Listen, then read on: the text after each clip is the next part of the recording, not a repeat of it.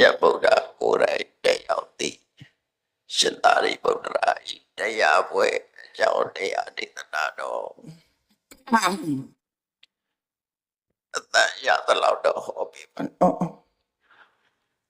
အတန်ကတိတ်မထွက်လို့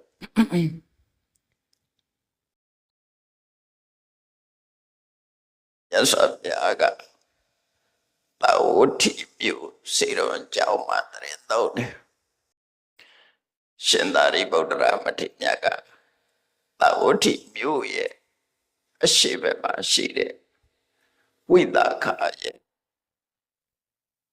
မိဂရပတုပါဒတာဆိုတဲ့ပုပ္ပယုံကြောင်းမှာတရင်သုံးကြတယ်ရသော်ပြာကသာဝတိမြို့ရဲ့တောင်ဘက်စေတော်ကြောင်းမှာတရင်သုံးတာရှင်သာရိပုတ္တရာကမြို့ရဲ့အရှိဘက်ပုပ္ပယုံကြောင်းမှာတရင်သုံးတယ်အဲ့ဒီအချိန်မှာရှင်သာရိပုတ္တရာကရှင်အပရိသတ်ကိုဟောတဲ့တရားပွဲတစ်ပွဲဆင်ကျင်ပါအဲ့ဒီတရားပွဲကပရိသတ်မြောက်များစွာ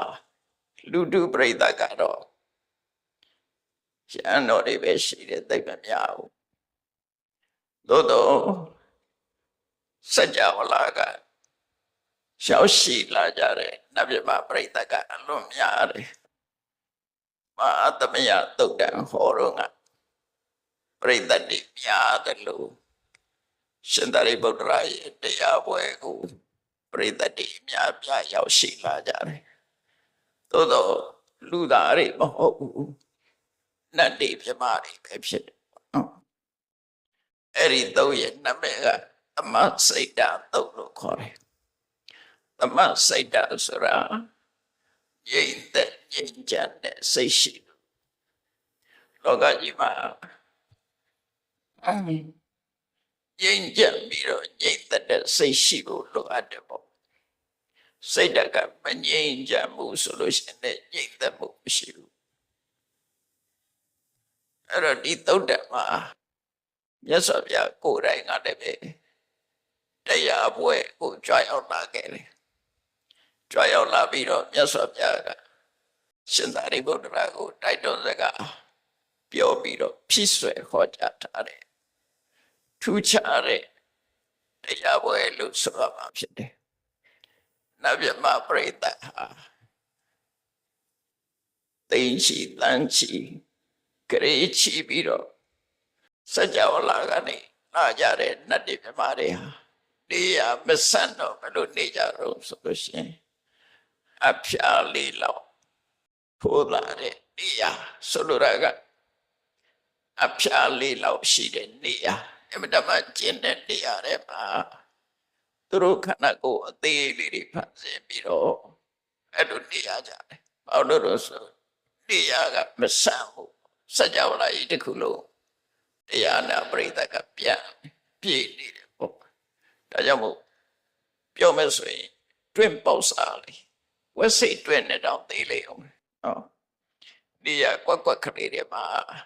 နတ်မြတ်ပါတွေဟာသိမ့်ချီတန်းချီပြီးတော့နေရာယူကြတယ်အဲ့လောက်ထိအောင်ပိသတ်များတယ်လို့ပြောတယ်အဲ့ဒီသုတ်တံသမစိတ်တသုတ်တံလို့လည်းခေါ်တယ်ရှင်သာရိပုတ္တရာဟောတာကတော့ပုပ္ပယုံကြောင့်မှရှိတဲ့ယဟန်နေကိုဟောတာမြတ်စွာဘုရားက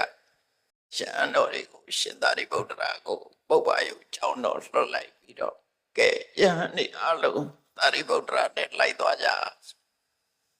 ဆိုတော့အဲ့ဒီညအလုံးရှင်သာရိပုတ္တရာနောက်ကလိုက်သွားကြတယ်မြတ်စွာဘုရားကြောင့်တပါးရဲ့ကြိုက်တယ်နော်တပါးရဲ့ကြောင့်ရှင်သာရိပုတ္တရာတရားပွဲစားလိုက်တာနဲ့ကြိုက်တယ်အစင်းစိတရင်ရပြီးတော့နတ်တွေဆိုတာကားနဲ့လာကြပါ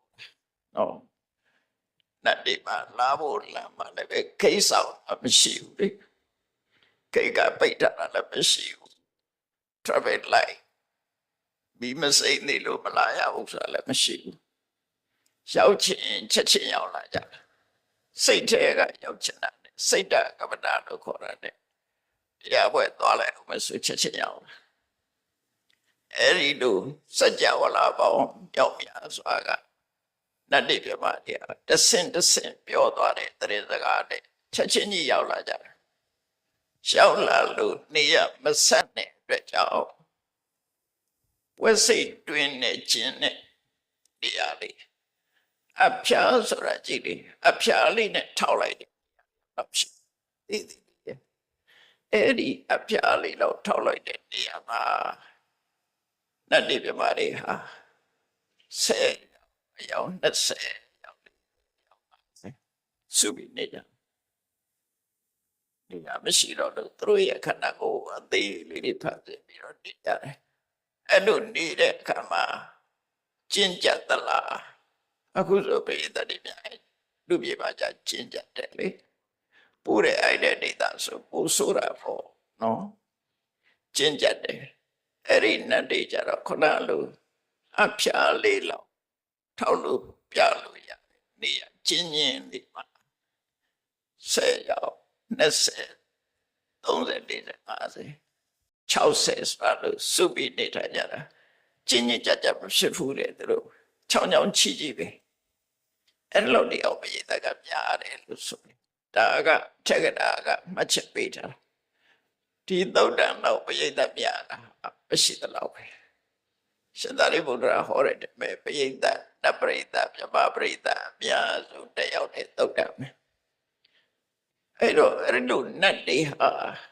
ဘာဖြစ်လို့ကျင့်ရင်လေးပါအများကြီးခုလိုနေနိုင်ကြတဲ့ဆိုသူတို့မှစိတ်ဓာတ်တွေကငြိမ်သက်တယ်ငြိမ်ချမ်းတယ်နော်တယောက်ဟိုတုံးဒီတုံးမရှိဘူးတယောက်နဲ့တယောက်ထိခိုက်တာမရှိဘူးစိတ်ဓာတ်ကငြိမ်သက်ကြတယ်ငြိမ်သက်တဲ့အကျင့်သီလရှိကြတယ်ငြိမ်သက်နေသည့်အတွက်ကြောင့်အေးချမ်းတယ်ငြိမ်ချမ်းတယ်သမစိတ်ဓာတ်ဆိုတဲ့အဓိပ္ပာယ်ကသမဆိုတာငြိမ်ချမ်းတယ်ငြိမ်သက်တယ်ဆိုတဲ့ငြိမ်ချမ်းမှငြိမ်သက်တယ်မငြိမ်ချမ်းဘူးဆိုရင်စုပူတယ်နော်လူတယောက်တည်းမှလည်းပဲလောဘဖြစ်နေမငြိမ်ချမ်းဘူးမငြိမ်ချမ်းရင်လည်းဒုက္ခနာကိုစုပူနေမှာပဲစိတ်ဓာတ်တွေကမငြိမ်ချမ်းတယောက်တည်းမှလည်းပဲစိတ်ဓာတ်ကမငြိမ်ချမ်းဘူးဆိုရင်မငြိမ်သက်ဘူးရောက်ရခတ်နေမှာပဲဒေါသဖြစ်နေတဲ့လူတယောက်ကိုကြည့်ပြီးငြိမ်နေတာမှမဟုတ်တာလောဘဖြစ်နေရင်လည်းမငြိမ်ဘူးဒေါသဖြစ်နေရင်လည်းမငြိမ်ဘူးအဲ့ဒီရောက်လာတဲ့ပိဋကတ်တွေနတ်ပြပပရိသတ်တွေအဲ့လိုမရှိဘူးစိတ်ဓာတ်ကငြိမ်သက်နေတယ်ငြိမ်သက်တဲ့အတွက်ကြောင့်ငြိမ်ချမ်းတယ်တယောက်နဲ့တယောက်ဟိုတုံးဒီတုံးဒီလိုမရှိဘူးတဦးနဲ့တဦးလည်းထိခိုက်တာမရှိဘူးအဲ့လိုထူးထူးခြားခြားရောက်ရှိလာတဲ့ပိဋကတ်တွေကြတယ်မှာရှင်သာရိပုတ္တရာကဒီသုတ်တန်လေးကိုဟောတာသုတ်တန်ကကျေဤမဟုတ်ချင်းချင်းလေးပဲနော်သုတ်တန်ရဲ့အခြေခံလေးကိုနားလည်အောင်ပြောပြမယ်အရင်ပြောပြပြီးတော့မှမြတ်စွာဘုရားကိုယ်တိုင်ကြွရောက်ပြီးတော့ဆုံးမတဲ့စကားလေးနဲ့ဒီကုံချုပ်ထားတယ်သုတ်တန်မှာမတ်သားစရာကောင်းတယ်ပေါ့လိုက်နာကျင့်သုံးစရာကောင်းတယ်ရှင်သာရိပုတ္တရာကတရားဝဲစလိုက်တာနဲ့ပုဂ္ဂိုလ်တို့ခွဲခြားပြီးတော့ဟောပြတယ်တူကဣစ္ဆဒပဉ္ယောဇနာဣစ္ဆဒမှာပဉ္ယောဇဉ်ရှိတဲ့ပုဂ္ဂိုလ်အတူနောက်တူကဗဟိတပဉ္ယောဇနာဗဟိတမှာပဉ္ယောဇဉ်ရှိတဲ့ပုဂ္ဂိုလ်တို့ဣစ္ဆဒဗဟိတအဲ့တော့အဲ့လောက်နဲ့အဓိပ္ပာယ်မပေါ်သေးဘူးဣစ္ဆဒဆိုတာကာမဘုံကိုပြောတာလူတွေကကာမဘုံကိုကိုယ်ဘုံလို့သတ်မှတ်တယ်မြန်မာလူမျိုးတွေကမြန်မာပြည်ကိုကိုယ်ပြည်မန္တလေးဒီမန္တလေးသားတွေကမန္တလေးဟာတို့မျိုးလို့သတ်မှတ်ကြတယ်မဟုတ်လားကိုဟာလို့သတ်မှတ်တာဣစ္ဆဒနော်ကိုနဲ့ဆိုင်တာကိုနေရာကိုအိမ်ကိုမျိုးကိုဒေတာကာမဘုံတစ်ခုလုံးကိုထိုးဘဝထိုးဘုံပါဠိလိုကြတော့ဣစ္ဆဒခေါ်တယ် အစ္ဆဒဆိုတာကာမဘုံကိုပြောတာကာမဘုံဆိုတာဒုတိဘုံဆိုရင်လူဘုံနဲ့နတ်ဘုံပေါ့နော်နတ်ပြည်6ထပ်နဲ့လူပြည်အဲ့ဒါကာမဘုံအဘယ်ဘုံတွေကိုထားလိုက်ဒုတိဘုံ9ဘုံနဲ့မှာလူပြည်နဲ့နတ်ပြည်6ထပ်ဒုတိ9ဘုံကာမဒုတိ9ဘုံအဲ့ဒီကာမဘုံအစ္ဆဒခေါ်တယ်တတဝအလုံးကငါတို့ရဲ့ဘုံငါတို့ရဲ့ဘဝတို့နေထိုင်ရထာတာတို့ဆွဲလန်းညာလူဆိုတာဘာဖြစ်လို့ဆွဲလန်းတာတော့လို့ဆိုလို့ရှိရင်ဒီဘဝမှာကျင့်ငြိမ်ထထဖြစ်လိုက်တာသိလိုက်တယ်ဒီတဲ့မှာပဲပြန်လှည့်ဖြစ်နေတယ်နော်မန္တလေးနေတဲ့လူတွေကလည်းမန္တလေးမှာပွေးကြမန္တလေးမှာဆုံးနောက်တစ်ခါမန္တလေးပြန်ပွေးတာဖြစ်နိုင်တယ်အဲ့လိုမင်းတို့မကြီးတောင်ဒီထက်ပါရပါနေပြောလို့မရဘာဖြစ်လို့လဲဆိုဒီတိုက်ကြီးကမင်းတို့မကြီးနဲ့စင်မြမရှင်ပြပြကြီးတို့ဆောက်သွားတာပေါ့သူကသူမင်းတို့လို့တော့မှတ်မိချင်မှမှတ်မိတာဘာဖြစ်လို့လဲဆိုဘဝတစ်ခုအဆုံးသတ်သွားတာလိုက်ကမေးရကြကိုပဲကိုမြင်နိုင်ဖို့မရှိတော့ဘဝတစ်ခုမှာလိုက်ကချလိုက်တယ်အဲ့ဒါကိုဘဝပဋိစ္စတကပဋိစ္စတိကမောဟလို့ခေါ်တယ်ဘဝတစ်ခုနဲ့တစ်ခုပြန်ပြီးတော့မသိလောက်အောင်လိုက်ကမေးကြီးနဲ့ကာပေးလိုက်တယ်ကာပေးလိုက်တော့ဟိုဘဝကိုမမြင်ရတော့မောင်းသွားတယ်ဟိုဘဘဝကိုမမြင်ရဘူးမောင်းသွားတယ်ဘယ်ဘဝလာလဲဆိုတော့လည်းမသိဘူးမောင်းသွားတယ်အဲ့ကြောင့်မလို့ဘဝကိုမှတ်မိတဲ့ပုဂ္ဂိုလ်ဆိုတာနေငယ်ပဲရှိတယ်အဲ့တော့လောကမှာလူတိုင်းဟာကိုယ်စာတိကိုယ်ဒေတာကိုမွေးဖွာတဲ့အရာကိုယ့်ရဲ့စာတိချက်မြုပ်ကိုနေထိုင်ရာဘဝပေါ်မှာတန်ရောစဉ်ဖြစ်ကြတယ်ဒါကြောင့်မို့လို့ရှင်သာရိပုတ္တရာကရှင်အနိကိုဟောတဲ့အခါမှာငါရှင်တို့အစ္ဆဒကိုဘုံကိုဌာနလို့ခေါ်ရမယ်ကာမဘုံမှာတန်ရောစဉ်လည်းရှိတဲ့ပုဂ္ဂိုလ်ကတစ်မျိုးတဲ့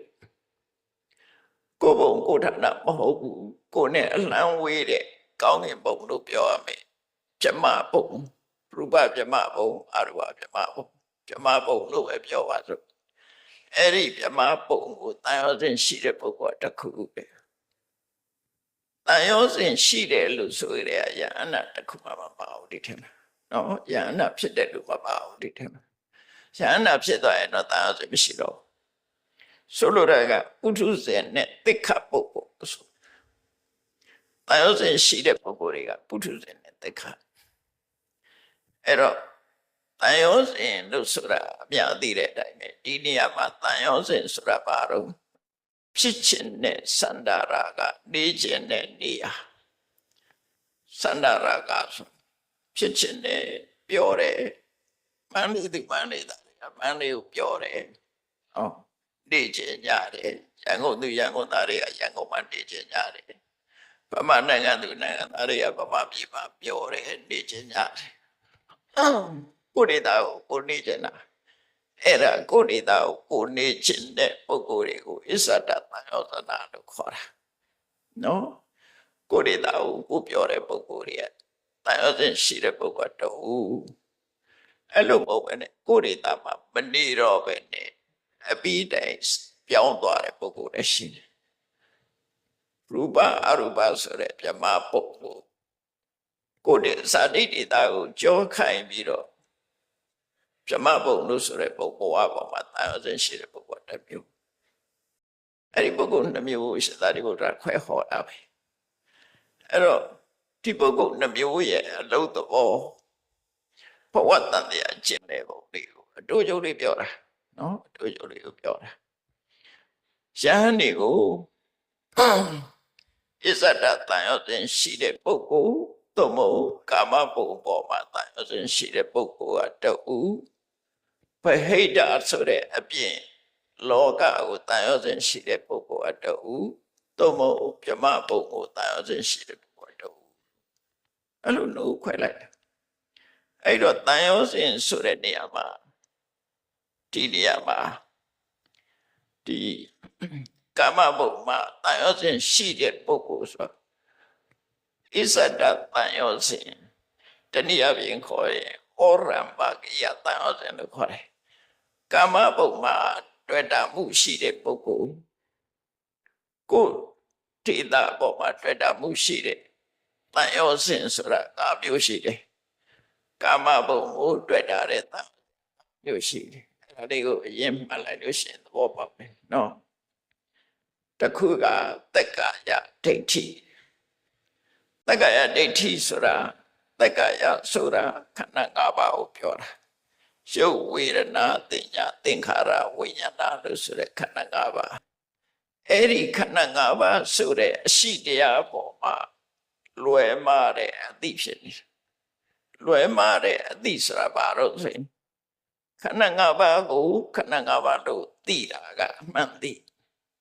သို့တော့အဲ့ဒီပေါ်မှာငါနဲ့ငါဟာကိုထင်လိုက်တာကလွယ်မှားတဲ့အသိဖြစ်သွားတယ်တော့အဲ့ဒါမပြောက်လို့ရှိရင်တော့အဲ့ဒါရှိနေမှာပဲတကယ်တော့စဉ်းစားကြည့်လိုက်လို့ရှိရင်အတ္တအတ္တနိယအဟံမမငါဆိုတာမဟုတ်ဘူးငါဆိုတာလည်းမဟုတ်ဘူးတဘာဝတရားတတ္တမြတ်တာဖြစ်တယ်လို့သိအောင်ကြိုးစားမယ်အဲ့ဒါမှဒိဋ္ဌိဝိတ္တုလို့ခေါ်တယ်နော်တရဝဆိုတဲ့အမြင်ကိုမြင်နေတဲ့မြတ်ကာလပတ်လုံးတွေ့တာမှုတွေဖြစ်နေပါပဲတရဝဆိုတဲ့အမြင်ကိုဖြောက်ရခုဆိုတော့အမှန်အဖြစ်ပြောရင်ခဏညတရားလာနာတယ်တရားနာသူကဘယ်သူလဲတရားလာနာတာဘယ်သူလို့ဆိုလို့ရှိရင်တော့လူတွေကလူတွေပဲပြောကြမှာနော်အမျိုးသားတွေမျိုးသမီးတွေငါလာတရားနာတယ်လို့ပြောအဲ့ဒီတရားလာနာသူတဲ့ပုဂ္ဂိုလ်ဟာတယောက်တည်းလားသိချစဉ်းစားကြည့်လိုက်တရားနာဖို့ရတရားသွားနာမယ်ဆိုတဲ့စိတ်ကပထမဖြစ်တယ်အဲ့ဒါကလည်းအကြောင်းကြောင့်ဖြစ်ပေါ်လာတဲ့စိတ်သာဖြစ်တယ်ကိုလည်းမဟုတ်ဘူးသူဖြစ်လာတယ်ကိုလုံးနိုင်တာမဟုတ်ဘူးတရားသွားနာအောင်မဆိုတဲ့စိတ်ဆန္ဒပထမဖြစ်တယ်အဲ့ဒီဖြစ်လာတဲ့စိတ်ကနေပြီးတော့ထုတ်လုပ်လိုက်တဲ့ nervous system လို့ခေါ်တဲ့ခန္ဓာကိုယ်ရဲ့လှုပ်ရှားမှုကြွက်သားတွေကိုယ်မှုရာတွေရှုပ်တရားတွေကလှုပ်ရှားပြီးတော့တည်ရောက်လာအဲ့တော့အကြမ်းမပြောမယ်ဆိုရင်နာကျင်တဲ့စိတ်ရဲ့ထို့နာကျင်တဲ့စိတ်ကြောင့်မို့လို့ဖြစ်ပေါ်လာတဲ့သွားလာလှုပ်ရှားတဲ့ကာယဝိညာဉ်ဥဆောင်တဲ့ယုတ်တရားအဲ့ဒီနှစ်ခုနဲ့တည်ရောက်လာတာဖြစ်တယ်အဲ့တော့ဘသူကိုတတ္တဝါလို့ခေါ်တယ်နာကျင်တဲ့စိတ်ကိုခေါ်ပါလားနာကျင်တဲ့စိတ်ကြောင့်ဖြစ်လာတာကိုခေါ်တာလားဘသူမှခေါ်ရမရှိဘူးသေချာစဉ်းစားကြည့်နာကျင်တဲ့စိတ်ကလည်းသူ့ဟာသူဖြစ်တာမဟုတ်ဘူးတရားဝဲရှိတယ်ဆိုတဲ့အသိကြောင့်ဖြစ်တာနော်အဲ့တော့တရားဝဲရှိတယ်ဆိုတဲ့အသိမရှိတဲ့ပုဂ္ဂိုလ်အလားမလားမလားတရားနာခြင်းနဲ့ဆိုတဲ့ဆန္ဒဖြစ်တာလည်းအကြောင်းရှိတယ်အဲ့ဒီအကြောင်းကြောင့်ဖြစ်လာတယ်သူကသူစွမ်းဆောင်တာမရှိဘူးနာခြင်းနဲ့စိတ်ကြောင့်ရုပ်တွေကလှုပ်ရှားပြီးတော့ဒီကိုရောက်လာတာဖြစ်တယ်အဲ့တော့ပေါင်းလိုက်ရုပ်နဲ့နှစ်ခုပဲရှိတယ်အဲ့ဒါကိုတရားလာနာတာသာနာတယ်လို့ပြောလို့ရှိရင်မတရားမဖြစ်တော့စဉ်းစားကြည့်လေကားနဲ့လာတယ်ကားလာတယ်ဆိုတာထီရောက်အောင်ကားရွေးရှာဘာကြောင့်ရွေးရှာလဲသိကြကြည့်လိုက်နော်ကားကတက်ဆင်ထားတဲ့ကားဘော်တွေရှိတယ်ဘေးရှိတယ်အင်ဂျင်ရှိတယ်ဘက်ထရီရှိတယ်နော်အကုန်လုံးပြည့်စုံတတ်ထားတယ်ဓာတ်ဆီထည့်ထားတယ်ပြီးတော့မောင်းတဲ့ပုဂ္ဂိုလ်ရှိတယ်အကြမ်းမြင့်တွက်ကြည့်လိုက်ကားဘော်တွေကတစ်ခုအင်ဂျင်ကတစ်ခုဘေးကတစ်ခုဘက်ထရီကတစ်ခုကားမောင်းသူကတစ်ခုအဲ့ဆိုကအဲ့ဒီထက်ကဓာတ်ဆီမရှိဘူးဆိုလဲလာလို့မရကားပိန်ပေါက်နေတယ်မရောက်ဘူးဒီကိုမောင်းသူမရှိရင်လည်းကားရွေးမှာမဟုတ်ဘူးအဲ့တော့အကြောင်းပေါ့များစွာစုလိုက်မှဒီကားရွေးရှာမှုဖြစ်တယ်အဲ့ဒါလိုပဲ ဒါလေးနဲ့စဉ်းစားရမှာနော်စဉ်းစားလိုက်တဲ့အခါမှာတို့တွေတရားပွဲရောက်လာတဲ့ဆိုတာနာကျင်တဲ့ဆန္ဒထိုနာကျင်တဲ့ဆန္ဒရဲ့လှုပ်ဆော်မှုကြောင့်ရုပ်တရားတွေရဲ့လှုပ်ရှားမှုနဲ့ဒီကိုရောက်လာတာဖြစ်တယ်ကားဟာလည်းထို့တူပဲအလုံးပေါင်းလိုက်တဲ့အခါကျတော့မှရွေ့ရှားလာတာဖြစ်တယ်ပေါ့အဲ့တော့ကားထဲမှာရွေ့အောင်လုပ်တာဘယ်သူတုံးလို့မေးကြည့်ပါလားနော်ဒရိုင်ဘာကရွေ့အောင်လုပ်တယ်လို့ပြောရင်စီးမရှိပဲနဲ့သူရွေ့အောင်လုပ်လို့ရအောင်ဘေးမရှိပဲနဲ့သူရွေ့အောင်လုပ်လို့ရအောင်အင်ဂျင်မရှိပဲနဲ့လည်းလုပ်မရဘူးဘက်ထရီမရှိပဲနဲ့လုပ်မရဘူးအလုံးတက်ဆင်ထားတဲ့ပြည့်စုံစုံမရှိဘူးဆိုရင်သူဘာမှလုပ်လို့မရဘူးဆက်တောင်နှုတ်လို့ရမှာမဟုတ်ဟုတ်တယ်မလားအဲ့တော့အဲ့ဒီလိုအကြောင်းပေါင်းများစွာကဖန်တီးလိုက်လို့ဖြစ်လာတဲ့ရလဒ်တစ်ခုကိုငါဟာလို့သတ်မှတ်လို့လည်းမရဘူးငါလို့သတ်မှတ်လို့လည်းမရဘူးအနည်းဆုံးတတ္တဝါဆိုတာမဟုတ်ဘူးအကြောင်းနဲ့အကျိုးနှစ်ခုသာရှိတယ်တော့အဲ့ဒီအတွေ့ကအချင်းချင်းထပ်ထပ်တွေးမှရတယ်နော်တမန်တွေးရုံနဲ့မရဘူးနောက်တစ်ခေတ်ကြလို့ရှိရင်AI ဒီပညာဆိုတာပေါ်လာခုတော့စပြီ artificial intelligence စက်ရုပ်တွေကနေလူတို့သိနေတဲ့အသည့်နော်စက်ရုပ်တွေကလူတို့သိနေတဲ့အသည့်အဲ့ဒီတော့စက်ရုပ်ဟာလူလားလို့ဆိုရင်လူမဟုတ်ဘူးအဲ့ဒီတိုင်းပဲဘုန်းကြီးတို့တွေဟာဒီအသည့်တွေရှိနေတာတော့မဟုတ်ဘူးလို့တွေးလို့ရတယ်အကြောင်းနဲ့အကျိုးပေါင်းစပ်လိုက်လို့ဖြစ်လာတဲ့ရလဒ်တစ်ခုများသာဖြစ်တယ်အကြောင်းမရှိရင်မဖြစ်ဘူးကဲလူလည်းရှိတယ်ကျမကြီးလည်းကောင်းတယ်တရားနာခြင်းနဲ့စိတ်မရှိရင်ရောက်လားရောက်ဘူးနော်ဒီစိတ်တစ်ခုဟာလည်းအကြောင်းတစ်ခုပဲဒါဖြင့်တရားနာခြင်းနဲ့တော့စိတ်တော့ရှိတယ်လူက paralyze ဖြစ်နေတယ်လေးဖြတ်ထားတယ်လာလို့ရသွားတယ်လားတရားစီတရားကာရင်မရှိဘူးဆိုလေလားမရအဲ့တော့ကြည့်လိုက်ပဲဆိုလို့ရှိရင်အကြောင်းပေါ်မှာမိတဲ့အကျိုးတရားရဲ့ဖြစ်မှုသာရှိတယ်အဲ့ဒီလိုခန္ဓာ၅ပါးဟာခန္ဓာ၅ပါးသာဖြစ်တယ်ခန္ဓာ၅ပါးဆိုတာ physical body ရူပခန္ဓာအဲ့ဒီထဲမှာစိတ်ရခံစားချက်မှုဝေဒနာမှတ်သားမှုတင်ညာလှုပ်ဆော်ကြသိမှုသင်္ခါရအသိစိတ်ဝိညာဏအဲ့ဒါတွေပေါင်းလိုက်တာအဲ့ဒါတွေပေါင်းစပ်လာလို့လှုပ်ရှားလာတာဖြစ်တယ်အဲ့ဒါဆိုတာမဟုတ်ဘူးငါလည်းမဟုတ်ဘူးငါဟာလည်းမဟုတ်ဘူးအကြောင်းကြောင့်ဖြစ်တာအကြောင်းမရှိဘဲနဲ့တခုမှမဖြစ်ဘူးလို့မြင်ရမှာဖြစ်တယ်အဲ့ဒီလိုမမြင်မဲ့နဲ့ခန္ဓာ၅ပါးကိုငါလှုပ်တာငါတရားနာတာဆိုတဲ့အတွေ့လိုက်ရင်တက္ကရာဒိဋ္ဌိကိုခေါ်တယ်တော့ပေါ့တယ်နော်တက္ကရာဒိဋ္ဌိဆိုတာတဘာဝအတိုင်းရှိနေတဲ့ယုတ်ဒီနတ်တွေကိုငါလို့ထင်တာငါဟာလို့ထင်တာအဲ့ဒါတက္ကရာဒိဋ္ဌိလို့ခေါ်တယ်အဲ့ဒါကမှားနေတဲ့အမြင်တစ်ခုပဲrobot ဆိုတဲ့စေုပ်ကြီးကိုလူလို့ထင်နေတာမွေးတရံလှုပ်ထားတာကိုမွေးစစ်လို့ထင်ပြီးတော့ကြောက်နေတယ်လို့ပဲနော်အဲ့ဒါလို့ဖြစ်နေစိတ်ကိုရုပ်ကိုလူစစ်ထင်ပြီးတော့အယောသဖြစ်နေတဲ့လူလိုပဲဖြစ်ပဲတကယ်တော့လူမဟုတ်ဘူးလူမဟုတ်ပဲနဲ့လှုပ်ပေးနေတာတွေခုခေတ်ကပြောကြတယ်အများရှိတယ်လေးစိတ်တည်းသွားလိုက်လို့ရှိရင်ကိုယ်နာနာရောင်တကားဖွင့်ပေးတယ်မဟုတ်လားဘယ်သူကဖွင့်ပေးလဲလူမရှိဘူးနော်တကားဖွင့်ပေးတယ်လူမရှိဘူးကိုယ်အပေါက်နာရောက်တာနဲ့တကားအပွင့်လူတွေကတော့ပြောတာပေါ့စဉ်းစားတတ်ထားတယ်ပြီးလိုက်ပဲထွန်းပေးတယ်လူရောက်သွားရင်မိရလင်းဘယ်လဲဒီအဲ့လူမဟုတ်ဘူးအဲ့တိုင်းပဲဘုန်းကြီးတို့တွေကိုလူသက်ရှိတဲ့တော်တွေကိုကြည့်လိုက်ရင်အဲ့တိုင်းပဲသတ်မှတ်တာအဲ့ဒီမှာငါဆိုတာလည်းမရှိဘူးငါဆိုတာလည်းမရှိဘူးဆိုတာအဲ့ဒါကိုပြောတယ်အဲ့ဒီလိုရှိတယ်လို့ထင်နေတဲ့မှားယွင်းနေတဲ့အမြင်ကိုတက္ကာယဒိဋ္ဌိလို့ခေါ်တယ်နော်တက္ကာယဒိဋ္ဌိဆိုတာတစ်ခုရပြီနော်တက္ကာယဒိဋ္ဌိသီလမတ္တပရမတ္တဆိုတာမှားယွင်းတဲ့ဒေတာတစ်ခုလေ့ကျင့်ပြီးတော့တန်တရားကလွတ်နိုင်တယ်လို့ယူဆတာဥပမာပဲ ခွေးဘဝရောက်မဲ့အကုသိုလ်တွေကိုခုကလေးကခွေးလို့နေလိုက်လို့ရှင်လွတ်သွားတယ်လို့ယူဆတယ်နွားဖြစ်မဲ့အကုသိုလ်တွေကိုခုဘဝကလေးကနွားလို့နေလိုက်မဲ့ဆိုရင်လွတ်တယ်လို့ယူဆတယ်သီလပတ္တပရမတ္တသီလဆိုတာအလေးအကျင့်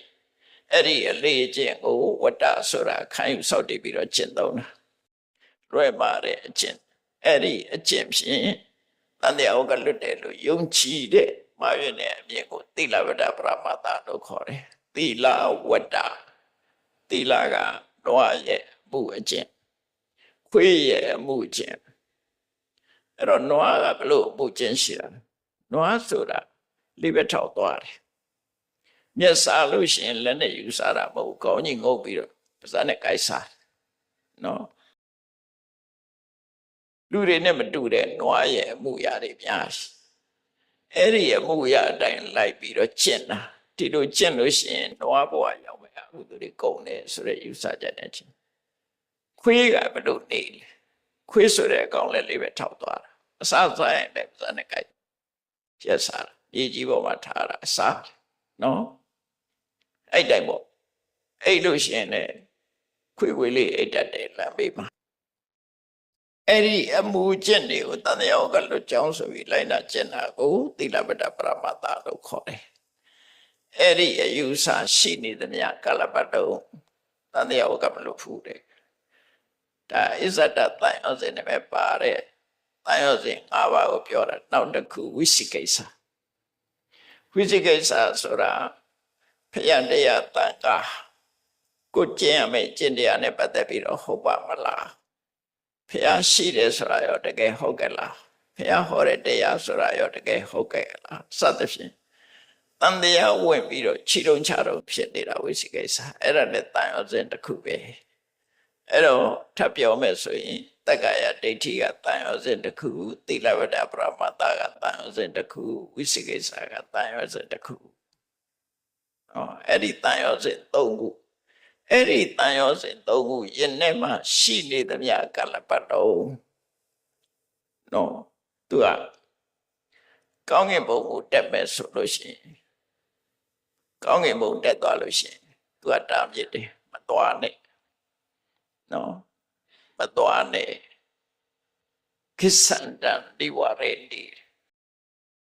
အစ္ဆဒတန်ရောစဉ်ဖြစ်ဖို့လူဘုံကလွယ်ပြီးဘယ်မှမသွားချင်ဘူးဆိုတဲ့စိတ်ပေါ်နေတာသူတို့ကတာကိစ္ဆန္တံသွားမယ်လို့ရှိရင်လေဒီဝရေတိသူတို့ကတာမြစ်လိုက်တာမသွားတော့ကိုယ်ဘုံတော့ကောင်းတယ်မထင်ဘူးခတံပฏิအာနေတိအေးကိုလူယုံပြီးတော့ထွက်သွားလို့ကောင်းကင်ဘုံရောက်သွားတယ်ပြမဘုံရောက်သွားရင်လည်းပြန်လာခဲ့ဆိုခေါ်တယ်မန္တလေးသားကမန္တလေးပြန်ခြေချတယ်နော်အကောင်းဆုံးနေရာရွေးလိုက်ရင်ကိုမန္တလေးပဲအကောင်းဆုံးထင်တာမြန်မာလူမျိုးကလည်းကိုမြန်မာပြည်အကောင်းဆုံးလို့ပဲထင်တာအဲ့ဒါဒီတန်ရောစင်တွေကပြန်ပြီးတော့ကိုပြန်ဆွဲယူတာအဲ့တော့အခုမှတ်ထားဖို့ရတက္ကရာဒိဋ္ဌိကတန်ရောစင်တစ်ခုနော်သီလပတ္တပရမတ္တကတန်ရောစင်တစ်ခုဝိသိကိစ္စကတန်ရောစင်တစ်ခုအဲ့ဒီတန်ရောစင်ဒီတခြားထွက်သွားမယ်ဆိုရင်တာမြစ်တယ်မသွားနဲ့ရောက်သွားပြန်ရင်လည်းပြန်ခေါ်တယ်အဲ့ဒါကြောင့်မလို့ဥပမာပေးထားတာရှိတယ်လူတယောက်ဟာကောင်းကင်ဘုံတက်မယ်ဆိုရင်ခြေတော်မှာခြိထားတာကြိုး၅ချောင်းရှိတယ်အပေါ်တက်ရင်ဆွဲချတယ်ကြိုး၅ချောင်းခေါင်းမှာခြိထားတာကြိုး၅ချောင်းခြေတော်မှာခြိထားတာကြိုး၅ချောင်းအဲ့ဒါကိုတန်ရောစဉ်10မျိုးလို့ခေါ်တယ်နော်အခုဟာကိုအစ္ဆဒတန်ရောစဉ်ဆိုတာခုပြောတာ၃ခုပြောပြီးသွားပြီနော်နောက်တစ်ခုကြံသေးတယ်နောက်တစ်ခုကပါကမ္မိစန္ဒကာမဆိုတာလူချင်းစရာနှစ်သက်စရာအာယုန်တွေကိုကာမလို့ခေါ်တယ်ကဲလိုက်ကြည့်လိုက်လေလူတွေကဘာတွေတို့ချင်းနေကြတော့ဘယ်မှာပြောနေကြတော့မျက်စိကကြည့်ပြီးတော့အစင်အာယုန်ပေါ်မှာပြောတယ်နားကနားထောင်ပြီးတော့အသံအာယုန်ပေါ်မှာပြောတယ်နှာခေါင်းနဲ့နမ်းရှူရတဲ့မွေးကြိုင်တဲ့နှာပေါ်မှာပြောတယ်လျှာနဲ့အရသာခံရတဲ့အရသာပေါ်မှာပြောတယ်ဟုတ်လားဒါအချင်းချုပ်ပြောလိုက်လို့ရှင်မျက်စိနာနာလျာကာယနဲ့ အစင်အတန်အနရတာအထီးအတွေ့ဆိုတဲ့ကာမတွေပေါ်မှာလူတွေပျော်နေကြတယ်ရှုံးထွက်နိုင်ဘူးအဲ့ဒါပဲလောကမှာပျော်စရာလို့ထင်တယ်အဲ့တော့စဉ်းစားကြည့်လိုက်လို့ရှင်အရက်တောက်တဲ့သူကဘယ်အာယုံမှာပျော်တယ်လို့ထင်တာရတ္တယုံမှာပျော်တာသူကအရက်ကလေးတများများနဲ့နေလေရလို့ရှင်အရက်ကအရသာမရှိဘူးလို့ပြောတယ်ကိုတော့တောက်မကြည့်ဘူးတောက်ဖူးတဲ့လူတွေတော့သိမှာအဲ့တော့အရသာမရှိပဲနဲ့ဘာလို့ဆွဲနော်ဆွဲစရာတစ်ခုရှိကိုတော့စာဦးတယ်စိတ်လိုက်လည်းသိမတော့ဘူးဆွဲရတဲ့အရာတွေကိုပြောပြတာနော်အဲ့တော့ကောင်းသည်ဖြစ်စေမကောင်းသည်ဖြစ်စေကြိုက်လို့လုပ်ကြတာပဲလူတွေကတော့အဲ့ဒီကြိုက်တဲ့အရာတွေကိုကာမလို့ခေါ်တယ်ကိုကြိုက်လို့လုပ်တာကိုကြိုက်တာအပါတွေတော့ဆိုရင်မျက်စိနဲ့မြင်ရတဲ့လှပတဲ့အဆင်အာရုံနားနဲ့ကြားရတဲ့တာရတဲ့အတန်နှာခေါင်းနဲ့နှမ်းရှူရတဲ့မွေးကြိုက်တဲ့လက်ကြည့်ဖို့လေကဘာမှပစ္စည်းတွေထုတ်နေတာအဲ့ဒါတွေပဲထုတ်နေတာပဲလေအမွေအကြိုက်တွေထုတ်တာဆိုတော့အများကြီးပဲပိုးဆိုးဆုံးကတော့ဘာတော့ရတ္တလျာနဲ့ထိတွေ့ရတဲ့ဟာကလူတိုင်းကအစာမစားပဲမနေနိုင်ကြအောင်စာမစားပဲမနေနိုင်တော့အပေါ်ဆုံးကထမင်းဆိုင်နေပဲကိုယ်ချက်တာလည်းမကြိုက်သေးဘူးပဲဆိုင်ကအချက်ပြုတ်ကောင်းတယ်ဘာထမင်းကကောင်းတယ်စဉ်းစားကြည့်ပေါ့အခုမှနေပါစပိတ်ထမင်းတော့ရှိသေးနော်တပြင်းတပြင်းနေလည်းပြည့်တာပဲမျိုးစုံရှိရလေအဲ့တော့အဲ့ဒီလိုဖြစ်တာဘာကြောင့်လို့ဆိုရင်အဲ့ဒီကိုကြိုက်တဲ့ကြိုက်လို့ဖြစ်တာအဲ့တော့ကာမဆိုတာနှစ်သက်စရာစိတ်ထဲမှာခံစားစရာကိုကြိုက်တဲ့တရားအာယုမှုကာမလို့ခေါ်တယ်အဲ့ဒီကာမပေါ်မှာစန္ဒနှစ်သက်တဲ့စန္ဒဖြစ်နေတယ်အဲ့ဒါကသာဝတ္တတစ်ခုဖြစ်သွားတယ်ရှုံးမထွက်နိုင်ဘူးအဲ့ဒါလူတွေကမနဲ့ဆိုရင်ကော်ဖီဆိုင်သွား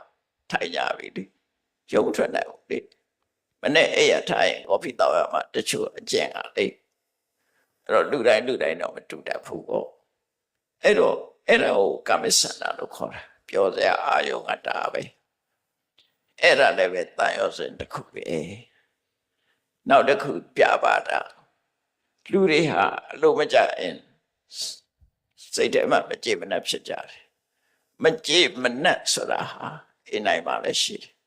ဒေါသလို့လည်းခေါ်တယ်ပြပါတာလို့လည်းခေါ်တယ်နော်မကြေနက်ဘူးဆိုတဲ့အရှိနေတယ်အမြဲတမ်းကြေနက်တာရှိတယ်လို့မကြေနက်ဘူးဆိုတာရှိအလိုမကျကလေးတွေမှုတာအလိုမကျဟိုတာစိတ်ကောက်တာအလိုမကျလို့တယောက်နဲ့တယောက်အပြောမတတ်ပြီရံဖြစ်တာလို့မကြအဲ့တော့ကြပါလားအိမ်နဲ့ရံမဖြစ်တဲ့လူရှိရလားရှိပါမဟုတ်ဘူးနော်အဲ့လိုမကြဖြစ်တာပဲအမြဲတမ်းအဲ့ဒါကိုပြပါလားလို့ခေါ်တယ်အလိုကြရင်ကာမစန္ဒအလိုမကြရင်ပြပါလားအိမ်အောင်ပြုကြပြီးတော့မိသားစုဘဝထူတော်ကြတယ်အစပထမတော့ကာမစန္ဒပဲနောက်ပိုင်းကျတော့တယောက်နဲ့တယောက်လို့ကြောက်ပြပါတပြပါရဖြစ်တော့ပါကြတော့ပွဲကြပြန်ပြတ်ဆဲကြပြန်အဲ့ဒါပဲလေနော်အဲ့ဒါလည်းတန်ရောစိတ်ပဲအဲ့တော့ပေါင်းလိုက်တော့တန်ရောစိတ်ပဲတစ်ခုဖြစ်သွားအခုတက္ကာယဒိဋ္ဌိသီလဝတ္တပရမတ္တဥစိကိစ္စကာမိစန္ဒပြပါဒအဲ့ဒီတန်ရောစိတ်ကိုအစ္ဆဒတန်ရောစိတ်လို့ခေါ်တယ်အစ္ဆဒဆိုတာကာမဘုံနဲ့ပတ်သက်တဲ့တန်ရောစဉ်အဲ့ဒီမှာဒီကာမိစန္ဒနဲ့ပြပါတာအလိုကြခြင်းနဲ့မကြခြင်းလောဘနဲ့ဒေါသဒီနှစ်ခုကိုမဖယ်နိုင်လို့ရှိရင်ကောင်းကင်ဘုံသွားလို့မရပြမမဖြစ်ဘူးလို့ပြောတာနော်ကောင်းကင်ဘုံမရောက်ဘူးကာမိစန္ဒရှိနေသမျှကာလပတ်တော့ကောင်းကင်ဘုံမရောက်ဘူးကောင်းကင်ဘုံရောက်အောင်သူတို့ကိုသမပတ်နဲ့သို့မဟုတ်စံတရားနဲ့သမာဓိတရားနဲ့ ဝိခပတ္တပါတွန်းလှန်ဖယ်ရှားနိုင်လို့ရှိရင်ခိတ္တကနာတော့ရောက်မယ်တန်ဆွဲခေါ်လိုက်တယ်သူကဟုတ်တယ်ပြပါတာဒေါသဖြစ်နေတဲ့ပုဂ္ဂိုလ်တယောက်ကလည်းပြမဖို့မရောက်နိုင်ဘူးအဲ့ဒါကိုတမဘတ်နဲ့ပြန်ပြီးတော့ဖယ်ရှားထားနိုင်ပါရောက်နိုင်တယ်အဲ့တော့ဒီတန်ရောစဉ်၅ပါးကိုအစ္ဆဒတန်ရောစဉ်လို့ခေါ်တယ်အဲ့ဒီအစ္ဆဒတန်ရောစဉ်ရှိတဲ့ပုဂ္ဂိုလ်တွေပဲပုဂ္ဂိုလ်တွေလေနံပါတ်1ပုထုဇဉ်နံပါတ်2ကသောတာပန်သက္ကရာခနော်သောတာပန်သက္ကရာခအဲ့ဒီပုဂ္ဂိုလ်တွေကပုထုဇဉ်တွေကတော့အပြည့်ရှိသောတာပန်ဖြစ်ရင်လည်းပဲဒီတန်ရောစဉ်ရှိနေတယ်မကဲနိုင်ဘူးသက္ကရာကဖြစ်ရင်လည်းဒီတန်ရောစဉ်မကဲဘူးဒါကြောင့်မို့လို့အဲ့ဒီပုဂ္ဂိုလ်တွေဟာလူပြေပြန်လာတာဒီကာမဘုံကိုပြန်လာတာဟာအစ္ဆဒတန်ရောစဉ်ကြောင့်ပဲအဲ့ဒါကိုတနည်းအားဖြင့်ပြောရင်ဩရပါကိယတန်ရောစဉ်လို့ခေါ်တယ်အောက်ကိုဆွဲတဲ့တန်ရောစဉ်ခြေထောက်မှာချီထားတဲ့ကြိုးကားကြောင့်လို့ပြောတယ်ကောင်းကင်ဘုံတက်သွားပြမဖြစ်ပြန်ဆွဲချမယ်နော်ပုရုဇဉ်ပုဂ္ဂိုလ်တွေကပြမဖြစ်တော့တဝင်းဝင်းဝက်ဆက်ခြင်းမှာတရှုပ်ဆိုတဲ့စကားလိုပဲပြမဖြစ်တဲ့အခါဖြစ်တယ်ဝက်ဖြစ်တဲ့အခါဖြစ်တယ်ဒီလိုပြောတယ်နော်ပြန်လာတာပဲအဲ့ဒီပြန်လာတာဘယ်သူကြောင့်လို့ဆိုရင်ခုပြောတဲ့တာသူတို့ကသွားမယ်ဆိုရင်လည်းတားတယ်ရောက်သွားရင်လည်းပြန်ဆွဲခေါ်တယ်ကျိုးချီထားတာလေ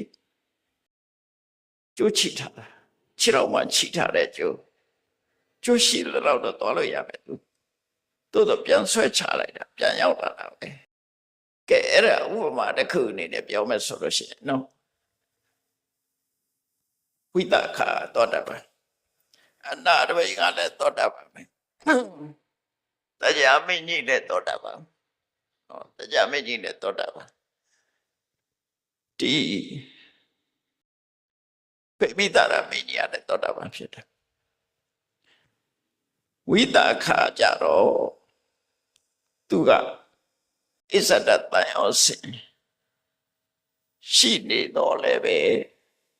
သူကြတော့ဘုံစင်စံဖြစ်ပြီးတော့အထက်ပဲသွားတော့တာအောက်ပြန်မလာတော့အဲ့တော့ဝိတခာဘယ်တော့မှပြန်လာမှာမဟုတ်ဘူးအထက်ပဲသွားဒါပေမဲ့ဝိတခာကဘယ်ဘုံရောက်နေတော့ဆိုနိဗ္ဗာန်ရတ္တိအခုပြောင်းနှစ်ပြေမှာရောက်တယ်အဲ့ဒီကနေပြီးတော့သူအထက်ပဲသွားတော့မှပြန်မလာအနာရဝိတထေတို့လည်းပုံစံစားဆိုပြန်မလာတချို့သောတာပန်ကြတော့ပြန်လာတယ်တရားမင်းကြီးဆိုပြန်လာအောင်ပဲဒီပြန်ရောက်လာအောင်ပဲကာမဘုံပြောတာနော်ပြန်လာအောင်ပဲတက္ကရာကံဖြစ်လို့ရှိရင်လည်းကာမဘုံတစ်ခါပြန်လာတာသေးတယ်တက္ကရာကပိဆိုတဲ့အတိတ်ပဲကွာတစ်ချိန်ပြန်လာတယ်လို့ဆိုတဲ့အတိတ်ပဲအဲ့တော့သောတာပန်ကလည်းအစ္ဆဒတ္တပစေအကုန်မကင်းသေးဘူးကင်းတယ်လို့ကင်းပြီသောတာပန်ကြတော့တက္ကရာဒိဋ္ဌိတိလဝဒပရမတ္တဝိသိကိစ္စဆိုတဲ့အဲ့တန်စတဲ့တော့ကင်းသွားပြီဒါပေမဲ့လို့ကာမိဆန္ဒနဲ့ပြပါရရှိနေတယ်ဒါကြောင့်တချို့သောတာပန်ကလူပြေပြန်လာမယ်ဒါအစ္ဆဒတန်ရောစဉ်ရှိတဲ့ပုဂ္ဂိုလ်ဒီတိုင်းပဲပြန်ရောက်လာကြတယ်နော်နောက်တစ်ခါဒါရှင်သာရိပုတ္တရာကဒါကိုရှင်းခေါ်တယ်နောက်တစ်ခါပဟိတတန်ရောစဉ်ဆိုတာကောင်းကင်ဘုံဆိုတဲ့ရူပဘုံအရူပဘုံကိုပါပဲတန်ရောစဉ်ရှိတဲ့ပုဂ္ဂိုလ်ကိုလေပဟိတတန်ရောစဉ်ဆိုတာဒီကိုပြန်မလာတော့နော်အဲ့တန်ရောစဉ်နေတော့ရည်တွဲမပြောတော့သူကရူပရာကအရူပရာခရူပဘုံမှာတွေ့တာတဲ့တန်ရောစဉ်အရူပဘုံမှာတွေ့တာတဲ့တန်ရောစဉ်နော်ပြီးတော့မာနရဲ့ဥဒိစ္စရဲ့အဝိဇ္ဇာရဲ့အဲ့ဒီငါးခုကဖိဒတန်ရောလို့ခေါ်တယ်နော်အဲ့တော့ဒီမှာတော့အစ္ဆဒတန်ရောကိုပဲဒီကထပြောရှင်သာရိပုတ္တရာအဲ့တော့ပိဟိတတန်ရောရှိတဲ့ပုဂ္ဂိုလ်ဆိုတာဘယ်လိုပုဂ္ဂိုလ်လဲ ခုနကဝိသခတို့ကြတော့ဒီကိုပြန်လာမှာမဟုတ်ပြန်လာဗဟိတတန်ရောစဉ်ဆိုတာရူပဘုံအရူပဘုံတစ်ဆင့်နဲ့တစ်ဆင့်မြင့်သွားတဲ့ဘုံတွေပေါ်မှာသွားတာတချို့အရိယပုဂ္ဂိုလ်တွေကပုံစံစားအထက်ပဲတက်သွားတယ်အောက်ပြန်မလှဲတော့အဲ့ဒီပုဂ္ဂိုလ်ပြိုတွေကိုရည်ညွှန်းတာအဲ့ဒါဗဟိတတန်ရောစဉ်ဆိုတာရူပဘုံအရူပဘုံမှာတန်ရောစဉ်ရှိတဲ့ပုဂ္ဂိုလ်လို့ဆိုတယ်နော်တန်ရောစဉ်ရှိတယ်အဲ့တော့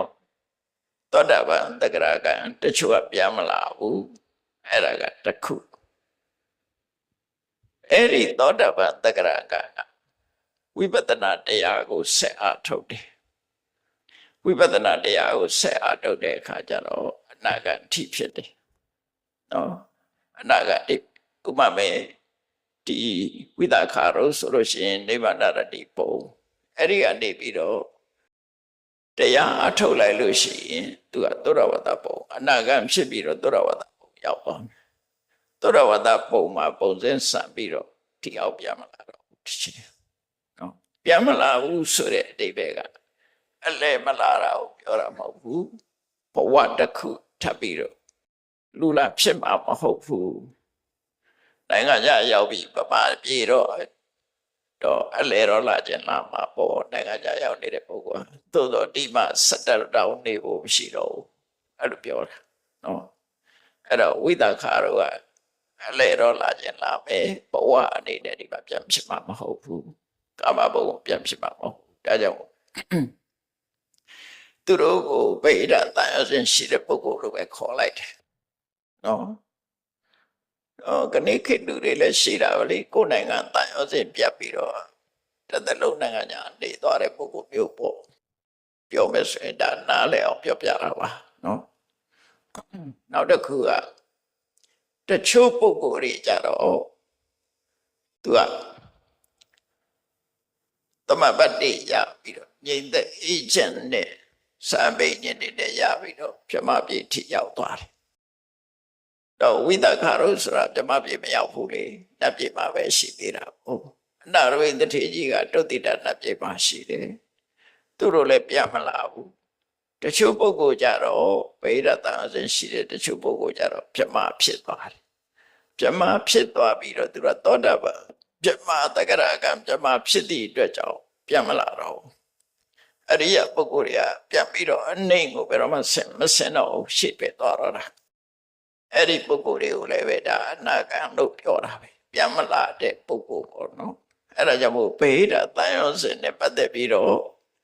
ရူပဘုံအရူပဘုံမှာတန်ရောစဉ်ရှိတဲ့ပုဂ္ဂိုလ်ကိုခွဲလိုက်မယ်ဆိုလို့ရှိရင်သောတာပန်တဂရကံပြန်မလာတဲ့အနာဂံသုံးမျိုးခွဲလို့ရတယ်နော်သောတာပန်တဂရကလည်းပြန်လာတဲ့သောတာပန်တဂရကရှိတယ်ပြန်မလာတဲ့သောတာပန်တဂရကရှိတယ်အနာဂံဖြစ်တော့ဘယ်တော့မှပြန်မလာဘူးအနာဂံဆိုတာကြတော့ပြန်လာရထုံးစမ်းမရှိတော့သူ့နာမည်ကိုကအနာဂါမိနောရိတနာဆိုဘယ်တော့မှပြန်မလာနော်လူပြည်ကိုတရေတီကိုဘယ်တော့မှပြန်မလာဘူးဖျားဘူးတော့လာကြလာမှာပေါ့ဒီမှာပြန်ပြီးတော့ပရိသေမနေတော့ပြောတယ်အဲ့ဒီပုဂ္ဂိုလ်တွေကိုဗေဒတန်ရောစဉ်လို့ခေါ်တယ်ရှင်သာရိပုတ္တရာဟောတာဒီတစ်ခုပဲဟောတယ်နော်သစ္စာတတန်အဲ့ဒီမှာသောတာပန်ပုဂ္ဂိုလ်ရဲ့တဂရကံပုဂ္ဂိုလ်ရဲ့ဝိပဿနာအနေနဲ့သောဘဝဝနိဗ္ဗိဒာယဝိရာဂာယနိရောဓာယပฏิပတ်နောရူပဘဝအရူပဘဝပေါ်မှာညိသောကာမနံယေဝခေါရပြောတဲ့နှစ်သက်စရာကာမဂုဏ်အာယုန်ဒီနော် sensual pleasure လို့ခေါ်တယ်မျက်စိနဲ့မြင်ရတဲ့အစင်နားနဲ့နားထောင်ရတဲ့အသံနှာခေါင်းနဲ့နှမ်းရှူရတဲ့အနံ့လျာနဲ့ရတာခံရတဲ့အရာသာခန္ဓာကိုယ်နဲ့ထိတွေ့ရတဲ့အထိတွေ့ဆိုတာတခြားပြောတာမဟုတ်ဘူးအခုပူးနေတယ်မဟုတ်လားပူးနေတာမကြိုက်ဘူးမဟုတ်လားရှက်တောင်လေးခတ်လိုက်တော့အေးမသွားဘူးလားအဲ့ဒါလည်းအထိတွေ့ပဲထိတွေ့ဆိုတာရှင်းလေးဟုတ်လားကျန်းကြီးကမာနေတယ်ဆိုရင်ထိုင်ရတာပါတော့ရောကြီးမကြိုက်ဘူးလေအေးဆက်ဆက်လေးဆိုကြိုက်တယ်လေ အဲ့ဒါကိုပြောတာအထီးတွေ့ဆိုတာနော်အဲ့ဒီကစတာအဲ့တော့အဲ့ဒီပေါ်မှာตายရတဲ့လောဘကာမဆိုတာနှစ်ခုရှိတယ်ပစ္စည်းဝတ္ထုအာယုံကိုလည်းကာမလို့ခေါ်တယ်အဲ့ဒါကိုตายရတတ်တဲ့ခိရိတာတဏ္ဏဆိုတယ်ဘယ်အမှားကခုနနှစ်သက်စရာအာယုန်တွေကိုပေါ်ပေးရမှာမဟုတ်ဘူးနှစ်သက်စရာအာယုန်တွေပေါ်မှာတွေ့တာတဲ့ကာမိဆန္ဒတဏှာကိုပဲပေးရနော်တဏှာကိုပဲစွန့်မှာဖြစ်တယ်အဲ့ဒီတဏှာကိုငြိမ်းအေးဖို့ငြိမ်းအေးစေဖို့အတွက်ကျင့်တယ်ဝိပဿနာတရားအထုတ်တယ်အဲ့တော့ဝိပဿနာတရားအထုတ်တယ်ဘလို့အထုတ်တယ်ကာမဂုဏ်ရဲ့အပြစ်ကိုစဉ်းစားကြည့်ဆိုပါစို့မျက်စိနဲ့အစဉ်အာယုံဆုံတွေ့တယ်မျက်စိကလည်းကောင်းတယ်အစဉ်အာယုံကလာပြီးတော့ထင်ဟပ်တယ်ထင်ဟပ်လိုက်တဲ့အခါကျတော့မြင်သိစိတ်ဖြစ်လာတယ်မြင်သိစိတ်နဲ့အတူတကွဖတ်တာဆိုတဲ့အာယုံနဲ့ဆက်သွယ်မှုဖြစ်လာတယ်ဆက်သွယ်မှုဖြစ်လာတော့စိတ်ခံစားချက်ဖြစ်လာတယ်မြင်တဲ့အာယုံပေါ်မှာစိတ်ခံစားချက်ဆိုတာဘာလို့ကိုယ်နဲ့အစဉ်ပြေရင်ဒုက္ခကိုမြင်လိုက်ရတဲ့ဟာကအစင်မပြေတာကြီးဆိုရင်ဒုက္ခ comfortable နော်မျက်စိတွေမှာမြင်တာရှိတယ်ပေါ့လားအစင်မပြေတာမြင်တာရှိတယ်အစင်ပြေတာမြင်တာကိုကြိုက်တာမြင်တာရှိတယ်ကိုမကြိုက်တာမြင်ရတာရှိတယ်အတန်လည်းအထုတူပဲကိုကြိုက်တဲ့အတန်ကြားရင်စိတ်ကအစင်ပြေတယ်ကိုမကြိုက်တဲ့အတန်ကြားရင်စိတ်ကဆန့်ကျင်ပဲဖြစ်တယ်အဲ့ဒါကိုလောဘဒေါသလို့ပြောတာနှာခေါင်းကအနံ့ကလည်းပုတ်စော်နှံလိုက်တာမကြိုက်တာဒေါသဟာဒီနှံလေးကမွေးလိုက်တာဒီပန်လေးကမွေးလိုက်တာကြိုက်တော့လောဘဒါရှင်းရှင်းလေးပဲမြတ်စွာဘုရားဟောတာလူတွေပါအစားအသောက်ကလည်းထို့တူပဲကိုကြိုက်တဲ့အစားအစာလေးဆိုရင်လောဘမကြိုက်တဲ့အစားအစာတွေဒေါသဆန့်ကျင်တာဒေါသလို့ခေါ်တာဟိုစိတ်ဆိုးပြီးတောင်းဆဲမြောက်ဆဲပြောမှဒေါသဖြစ်တာမဟုတ်ဘူးကိုစိတ်တွေမှာဆန့်အနုရောဓဝိရောဓအနုရောဓဆိုတာဖိပါပေးတာဝိရောဓဆိုတာအကိစ္စဖြစ်တာစိတ်ထဲမှာဆန့်ကျင်မဲ့ဖြစ်တယ်နော်လောဘနဲ့ဒေါသဆိုတာပြောအထီးတွေ့ရလဲထို့တူပဲအယတာလဲထို့တူပဲအထီးတွေ့ရလဲထို့တူပဲလောဘဖြစ်လိုက်ဒေါသဖြစ်လိုက်အဲ့ဒီလိုဖြစ်တာကိုစဉ်းစားပြီးတော့ဝိပဿနာတရားအထုတ်တဲ့အခါမှာဘယ်လိုအထုတ်တော့အဲ့ဒါလေးကိုတင်းကျဉ်းချုပ်လေးပြောရမယ်ဆိုရင်မျက်စိကလည်းကောင်းတယ်မျက်စိပြက်နေတော့မရဘူးမျက်စိကလည်းကောင်းတယ်အစင်အာယုံကလည်းမျက်စိမှာလာထင်ဟပ်တယ်အကြောင်းတစ်ခုရှိတော့ပြီနော်မျက်စိကောင်းရင်အစင်အာယုံထင်ဟပ်ခြင်းဒီနှစ်ခုပေါင်းလိုက်တာ ਨੇ မြင်သိစိတ်ဒီထဲမှာ attention ဆိုတာလေးပါသေးတယ်နော်တချို့သုတ်တံမှာထဲဟောတယ်သုတ်တံတော်တော်များများမဟောဘူးအဲ့ဒါ attention တတိထားမိတာလေးပေါ့နော်တတိထားမိရလည်းရှိရသေးတယ်အဲ့တော့မျက်စိကလည်းကောင်းတယ်အစင်အာယုံကလည်းထားတယ်ကိုယ်ကလည်းတတိပြုတ်လိုက်တယ်မြင်သိစိတ်လေးပေါ်လာတယ်မြင်သိစိတ်နဲ့အတူဖတ်တာဆိုတာပေါ်လာတယ်မြင်သိစိတ်နဲ့အတူစိတ်ခံစားချက်ဆိုတာပေါ်လာတယ်ကဲအဲ့ဒီအချက်တွေဟာမြင်သိစိတ်ကသူ့ကြောင့်ဖြစ်တာကံကြောင့်ဖြစ်တာကံကပေးတာမေးကပေးတာလည်းမဟုတ်ဘူးကုသကံကပေးတယ်ကမ္မဇာယုတ်လို့ခေါ်တယ်အဲ့ဒီကမ္မဇာယုတ်မှာလာထင်တဲ့အစဉ်အာယုံကစတုဇာယုတ်ကံစိတ်ဥဒုအာရအကြောင်းလေးပါကြောင့်ဖြစ်တယ်နော်အဲ့ဒီအကြောင်းလေးမျိုးကြောင့်ဖြစ်တာထင်ရှားလာအဲ့ဒီရုပ်ချင်းတိုက်လိုက်တဲ့အခါမှာအတန်ပေါ်တာစီတီးတာနဲ့တူတူပဲစီနဲ့တုံနဲ့တွေးလိုက်တဲ့အခါမှာခုနခေါင်းလုံးသံတွေကြားလိုက်တယ်မဟုတ်လားတီးတယ်လို့နှစ်ခုပေါင်းလိုက်မှဒီအတန်ပေါ်လာအဲ့တော့မျက်စိထဲမှာဒီမြင်သိစိတ်ရှိနေလားမရှိဘူးထုပ်ထဲမှာရှိလားအဆင်အာယုန်ထဲမှာရှိလားမရှိဘူးတိုက်လိုက်လို့ပေါ်လာတယ်နှစ်ခုစလုံးဟာအကြောင်းကြောင့်ဖြစ်တာ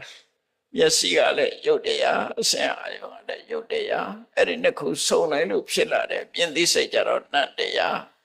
သူနဲ့အတူပါလာတဲ့ဖတ်တာထိတွေ့မှုဆိုတာနတ်တရားစိတ်ခံစားမှုဆိုတာနတ်တရားဟောကြည့်လိုက်ရင်ရုပ်နဲ့နတ်နှစ်မျိုးတည်းပဲ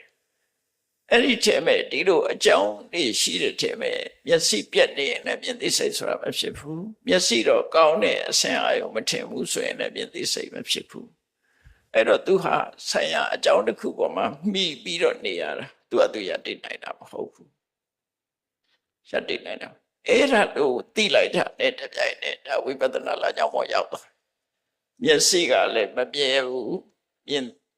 အဆင်အာရုံကလည်းမမြဲဘူးအဲ့ဒီမမြဲတဲ့အကြောင်းနှစ်ခုကိုဆွဲပြုတ်ပြီးတော့ဖြစ်ပေါ်လာတဲ့မြင်သိစိတ်ဆိုတာပဲမှမြင်မလဲညဇောဗျာကဘယ်လိုခေါ်တော့ဆိုအနိစ္စတံပူတံကုတောနိစ္စဘောဣတတိမမြဲတဲ့မျက်စိမမြဲတဲ့အဆင်အာရုံနှစ်ခုကိုအကြောင်းပြုပြီးတော့ဖြစ်ပေါ်လာရတဲ့မြင်သိစိတ်လည်းဘယ်လိုလုပ်မြင်မလဲအမေကလည်းသိတတ်တယ်အဖေကလည်းသိတတ်တယ်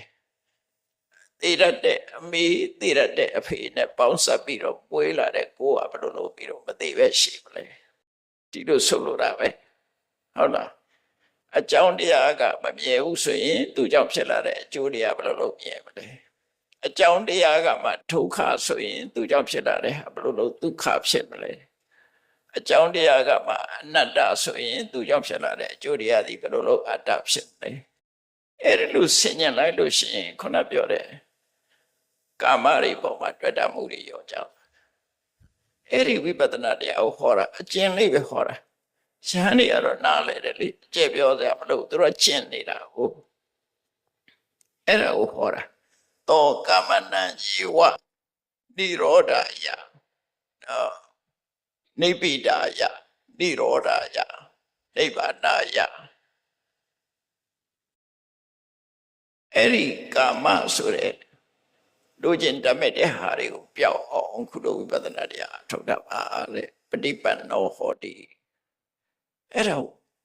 ဘသူအတွက်ဟောလိုက်တာတော့ဆိုသောတာပန်တဂရကနေအတွက်အနာဂတ်ဖြစ်ဖို့လမ်းကြောင်းပေးလိုက်တာအဲ့ဒီကာမအာယုန်ကိုစွန့်လွတ်နိုင်ဖို့လမ်းကြောင်းပေးတာထို့တူပဲဘဝနံယေဝနိဗ္ဗိဒာယရူပဘုံအရူပဘုံဆိုတဲ့ပြမဘုံတွေကတန်ရှိတယ်ကဘာချီပြီးတော့အသက်ရှိတယ်ဒါပေမဲ့လို့သိဆုံးခြင်းမှာပဲအဆုံးသတ်မယ်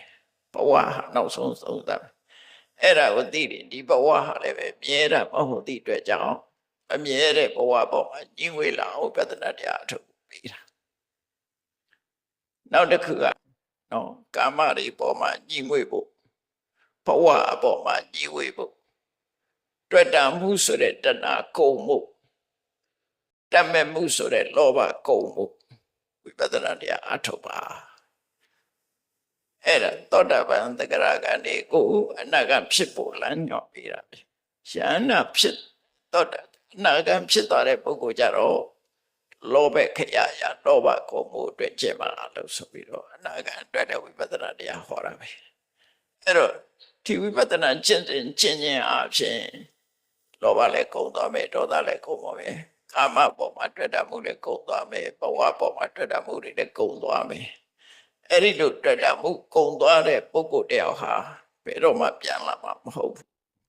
ဆိုပြီးဗေဒတန်စေဆိုယဟနာဥရောမဟုတ်ဒီသုဒ္ဓံနော်တိခပုဂ္ဂိုလ်နဲ့ပုထုဇဉ်ပုဂ္ဂိုလ်တွေအကြောင်းဟောတာအဲ့တော့မြမတွေကလည်းအကြိုက်ပဲလေသူတို့တွေ့တာဝိပဿနာလမ်းကြောင်းကိုဖွင့်ပေးတာပဲအဲ့ဒီလိုရှင်သာရိပုတ္တရာကတန်ရောစဉ်ရှိတဲ့ပုဂ္ဂိုလ်နှစ်ဦးကိုအခုလိုခက်ချင်းချင်းလေးဟောလိုက်တဲ့အခါမှာတကူကြီးတဲ့နတ်ပြမတွေကမြတ်စွာဘုရားကိုသွားပင်ရတယ်ရှင်ဘုရားတဲ့ရှင်သာရိပုတ္တရာကနော်ခရီးချီရှိတဲ့နတ်ပြမတွေအလဲမှာဒီတန်စင်နှမျိုးကြောင့်ကိုရှင်းပြီးတော့ဟောနေပါတယ်မြတ်စွာဘုရားကြွားရောက်ချီးမြှောက်ပါအောင်ပိဋကတ်တွေကအလွန်ကိုများပါတယ်တာရုဒ္ဒကြီးကလည်းတကဘာလုံးဟိနေပါတယ်ရှင်ဘုရားကြွားရောက်ချီးမြှောက်ပါဆိုမြတ်စွာဘုရားလိုက်လာခဲ့တယ်နတ်တွေကလာပင်ကားနဲ့လာပင်တာမဟုတ်ဘူးတော့ကြတော့ဟိုလိုဖြစ်နေနော်ဘုန်းကြီးတစ်ပါးကိုတကတယောက်ကရှောက်တာရှင်ဘုရားအဲ့ဒါစွန်စားကြွားကိုတပည့်တော်မတူလေးလွှတ်လိုက်ပါလို့ဆိုဘုန်းကြီးကမတူမျောနေတာကားတော့ရောက်နေမတူမလာသေးဘူးဆိုခါတော့အဲ့ဒါမျိုးလဲလွယ်နေတာသိတယ်အဲ့တော့မြတ်စွာဘုရားသွားပင်တာတော့ကားနဲ့ပင်တာမဟုတ်ဘူးမြတ်စွာဘုရားချက်ချင်းရောက်လာတာအဲ့တရားပွဲကိုရောက်လာတဲ့အခါဘုရားကြွလာပြီဆိုလိုက်တာနဲ့ပြိဿကလှုပ်တော့အဲ့ဒီမှာမြတ်စွာဘုရားက ဒီအကြောင်းကိုပြောပြတာပရိသတ်တွေအလွန်များလို့မြတ်စွာဘုရားဒီတရားပွဲကြွရောက်ပြီးတော့ချီးမြှောက်လို့ရှိရင်ပို့ပြီးတော့အကျိုးရှိလိမ့်မယ်လို့ဖယားပင့်ဖို့စိတ်ထားတူညီတဲ့နတ်မြတ်ပါတွေကိုတမစိတ်ဓာတ်လို့လည်းခေါ်တယ်စိတ်နှလုံးသားငြိမ်းချမ်းကြလို့လည်းတမစိတ်ဓာတ်လို့ခေါ်တယ်အဲ့ဒီပုဂ္ဂိုလ်တွေကလာပင့်တော့မြတ်စွာဘုရားကိုယ်တိုင်ကြွလာတော့ပရိသတ်ကပို့ဝမ်းသာတယ်ရှင်သာရိပုတ္တရာတရားလည်းနာရတယ်ဖယားကိုယ်တိုင်လည်းကြွလာတယ်ဆိုပရိသတ်ကလုံးဝပြည့်စုံသွားအဲ့ဒီကမြတ်စွာဘုရားကအကျိုးအကြောင်းရှင်းပြပြီးတော့ရှင်သာရိပုတ္တရာကိုပြောခုပရိသတ်တွေတဲ့ခုနကပြောတဲ့အဖျားလေးလောက်ထောက်လောက်တဲ့နေရာလေးကွက်လက်ကလေးမှတောင်း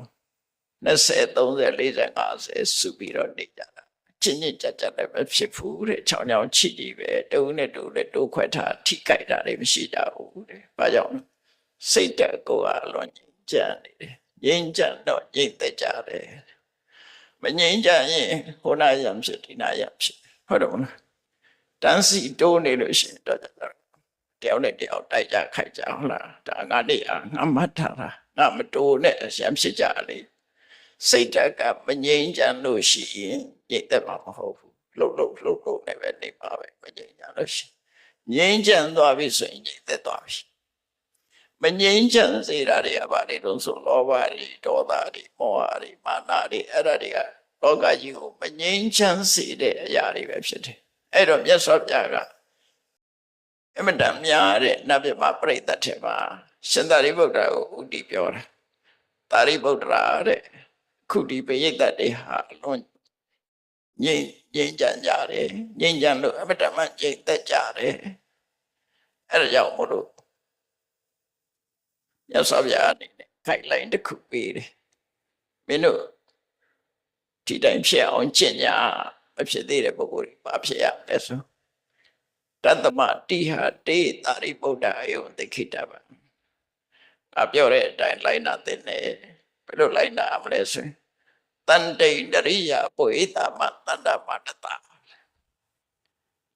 ထို့တွေဟာမျက်စိမှလည်းပဲမငြိမ်းမချမ်းနေမဖြစ်စေနဲ့နော်မျက်စိနဲ့ပတ်သက်ပြီးမငြိမ်းချမ်းမှုဆိုတာအာယုန်ဒီပေါ်မှာရောက်ရက်ခတ်တာလောဘဖြစ်တာဒေါသဖြစ်တာမြင်တဲ့အာယုန်မှာလောဘဖြစ်ဒေါသဖြစ်ယံဖြစ်နော်ကြားတဲ့အတ္တပေါ်မှာလောဘဖြစ်ဒေါသဖြစ်ယံဖြစ်အနံ့ရတဲ့ပေါ်မှာဒေါသဖြစ်ဟိုအိမ်တောင်အိမ်ကတော့ဘာလို့ငရုတ်တိတွေကြော်နေတယ်ဆိုယံဖြစ်မြောက်အိမ်ကငရုတ်တိကြော်တယ်ဆိုယံဖြစ်အနံ့နဲ့ပတ်သက်ယံဖြစ်တာလေအဲ့ဒီလိုကိုမခံနိုင်တဲ့အရာသာစင်္ကာပူမှာဆိုရင်ခေါ်တဲ့ပါဒူရင်တိတောင်စားလို့မရအောင်ကြလားဒူရင်တိစားရင်မောင်းထုတ်ခံတချို့တွေအဲ့ဒါလက်တွေ့မောင်းထုတ်ခံဒူရင်တိစားရင်နံ့တယ်လေဒူရင်တိစားရင်နံ့တယ်အနံ့မခံတဲ့လူကပြောတာပဲအဲ့တော့အဲ့ဒီလိုပေါ့ကာမဂုဏ်အာယုန်နဲ့ပတ်သက်ပြီးတော့မျက်စိနဲ့ပတ်သက်ပြီးတော့လေမငြိမ်းချမ်းကြဘူးလောဘဖြစ်တယ်ဒေါသဖြစ်တယ်နားနဲ့အတန်ကြပြီးတော့လည်းမငြိမ်းမချမ်းဖြစ်တယ်နှာခေါင်းနဲ့အနံ့ရပြီးတော့လည်းမငြိမ်းမချမ်းဖြစ်တယ်လျှာနဲ့အရသာခံပြီးတော့လည်းမငြိမ်းမချမ်းဖြစ်အထီးတွေနဲ့ပတ်သက်ပြီးတော့လည်းမငြိမ်းမချမ်းနေဖြစ်တယ်အဲ့ဒီမငြိမ်းမချမ်းမဖြစ်အောင်တို့တွေဟာငြိမ်းချမ်းအောင်နေကြမယ်ငြိမ်သက်အောင်နေကြမယ်အဲ့ဒီတိုင်းဖြစ်အောင်လုပ်ပါအဆဗျာဟောနော်မျက်စိနာနာလျာကာယနဲ့ပတ်သက်ပြီးတော့အဲ့ဒီပေါ်မှာညင်ခုန်ရမဖြစ်ကြနဲ့ဒေါသမဖြစ်ကြနဲ့ကိလေသာတွေမဖြစ်စေနဲ့ငြိမ်းချမ်းအောင်နေငြိမ်းချမ်းလို့ရှိရင်အတ္တမကြတော့ငြိမ်သက်တယ်ဟုတ်တယ်မလားမငြိမ်းချမ်းဘူးဆိုအတန်ကကြားနေမှာပဲထုံတိုင်းအတန်နဲ့ကြားတာ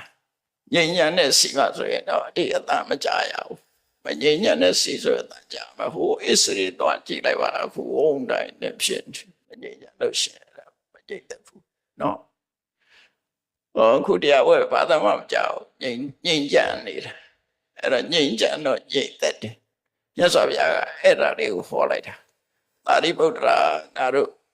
ငြိမ်းချမ်းတဲ့အိမ်ကြီးရှိအောင်နေမယ်ငြိမ်းချမ်းတဲ့စိတ်ငြိမ်သက်တဲ့စိတ်ရှိအောင်တို့တွေကျင့်ကြရမယ်အဲ့ဒါကြမှာ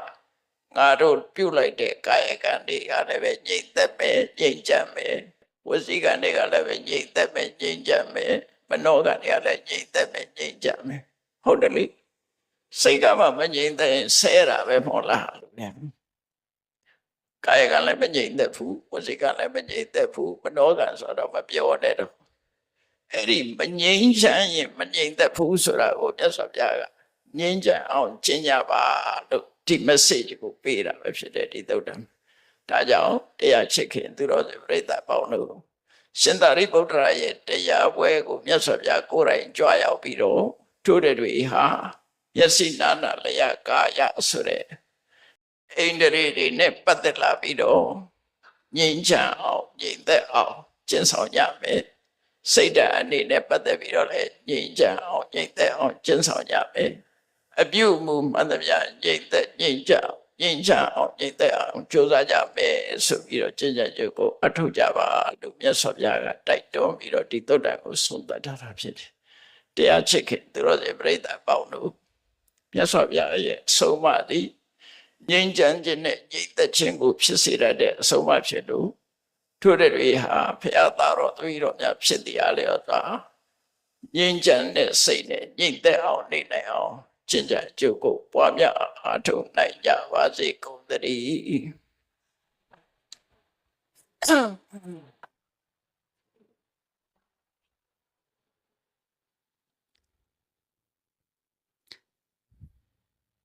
လက်ချ